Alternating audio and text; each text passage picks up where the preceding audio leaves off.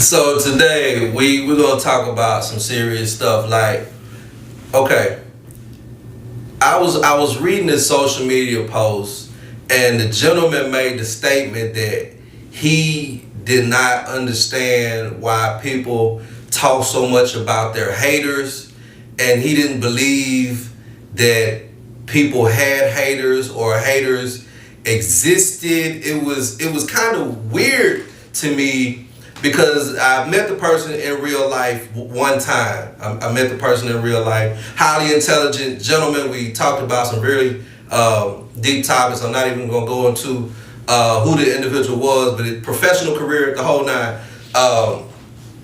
Because I was thinking to myself, I got haters. And I've always had haters. I had haters before people were calling haters haters. So to read somebody saying, I don't know why people are saying that they have haters, and this is a figment of your imagination, and this kind of discussion, it did not lessen the way I felt about the gentleman. I still really hold him in very high regard because he's a really well established, highly regarded individual. So that's cool. But for me, that just didn't apply because I got haters. And I was thinking, a lot of people don't know this about me, but I wanted to play for the Georgetown Hoyas. I wanted to play basketball for Georgetown. That was one of my life dreams as a junior high school basketball player. I wanted to play for Georgetown. I thought John Thompson was a great coach. And I was verbal about it. I was vocal about it. I was never one of those top 50 recruits, highly, one of the most touted players in the country, or, anything like that. No, not even going to say that was my life, but I still played the game. I played in junior high, I played in high school, and that was my dream. That was my dream to play for Georgetown. And I can remember people around me being so negative about my dream.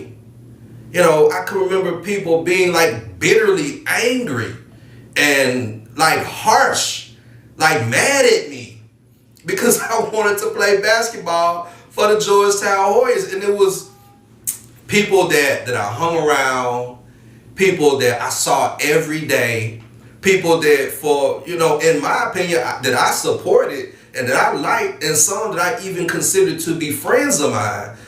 These were the people who were casting all of this negative energy in my direction simply because I had a dream, and I wanted to play basketball for the Georgetown Hoyas. And it didn't happen. And I learned a couple of lessons from that. When we talk about haters, okay, and we talk about how to deal with haters,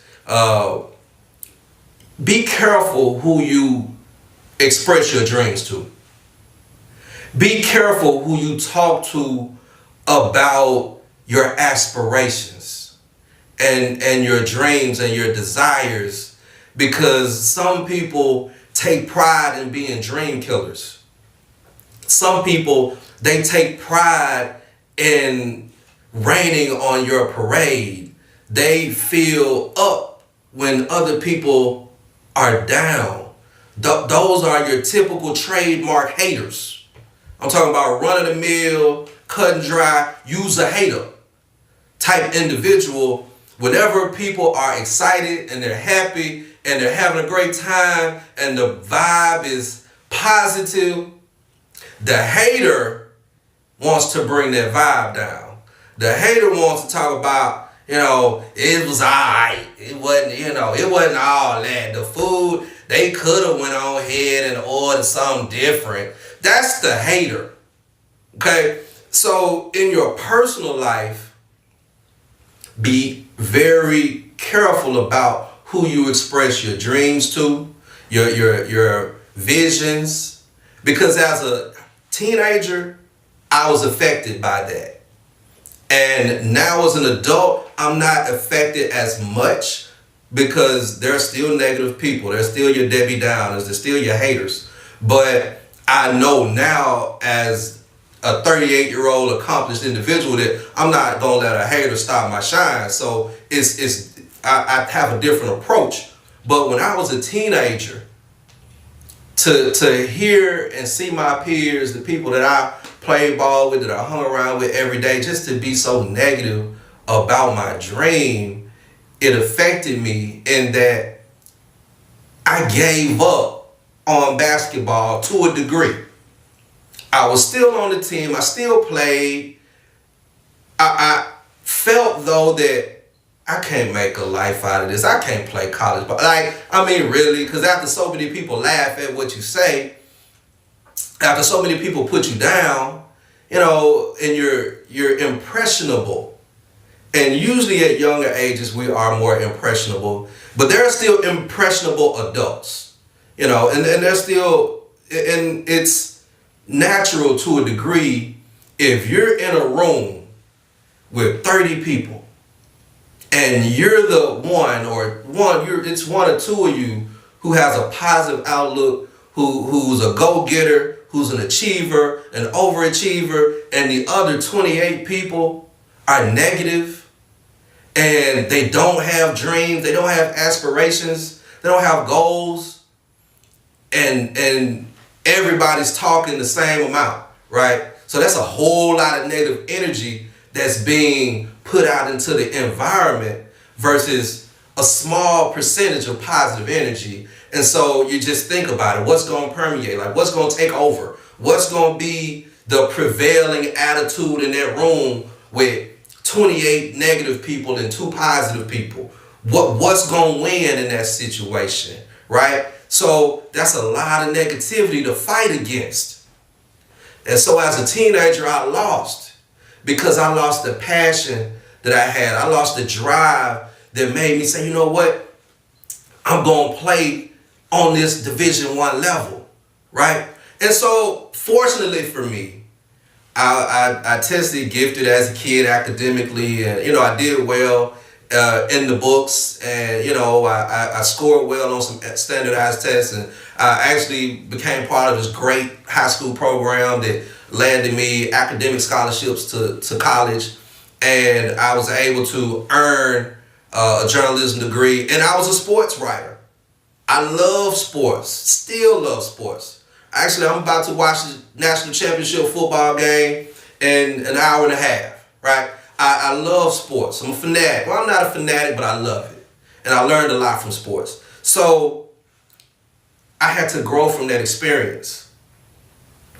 And I could remember as time passed, another example when I was working on my first book, and I was going through the phase where I'm marketing and I'm going through the publishing process. Somebody told me that book won't work. You writing a book about men who had women try to put a baby on them, man, nobody gonna buy that. Women buy books and they not gonna want to buy that. So that I wouldn't write that book. It don't make sense to write that book. I know it happened. I know that people get accused of being baby daddy, but that book ain't gonna work. And I could remember seeing this same man probably a year after the book. Maybe it may even been 2 years, because I was doing TV all across Memphis.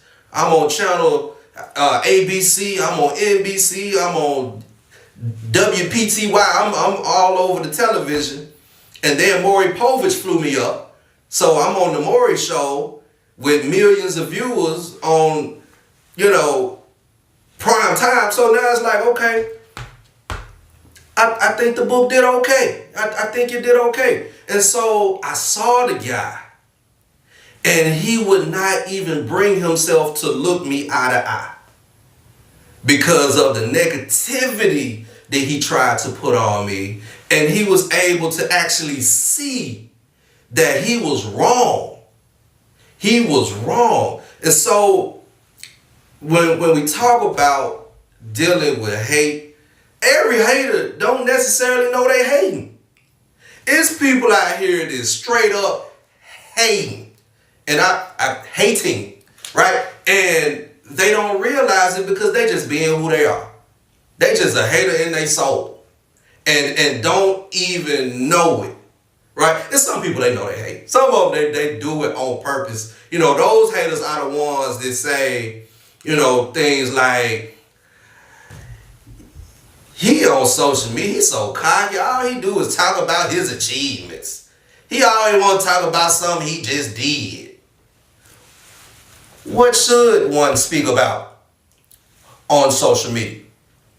You want me to talk about the reality show? You want me to talk about the money I don't have? You want me to talk about who all sick in my family? Like, what is acceptable for you to hear? Because you don't want to hear that I'm going to be appearing on the Maury Povich show. You don't want to hear that.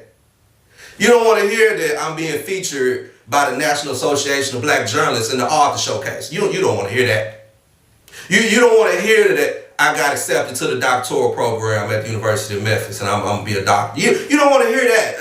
That's arrogant and it's cocky and it's conceited, and you's a hater. You's a hater. And so when you dealing with these individuals, don't address them. Do not. When we talk about how to deal with a hater. Lesson 1.1, the strongest thing, the number one way to deal with a hater, bulletproof. Do not address the hater directly. Never call their name. Never even give enough information. Don't say what street they live on. Don't mention where they hang out on Friday nights and who they had a booth next to in the club. Don't do it. You just do you. Continue to excel. Continue to be excellent. Continue to thrive. Have your dreams. Talk about your successes. Share your successes. Okay? Continue to be the awesome rock star that you are.